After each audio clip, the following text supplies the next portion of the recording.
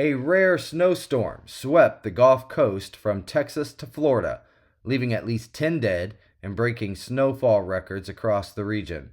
Texas experienced its first ever blizzard warning, and cities like Pensacola, Florida, and New Orleans saw historic snowfall totals of 8.9 and 8 inches, respectively.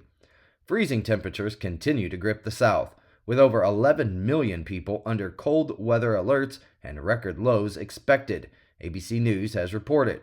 The storm caused over 3,800 flight cancellations, stranded vehicles, and widespread disruptions, prompting emergency declarations in affected areas.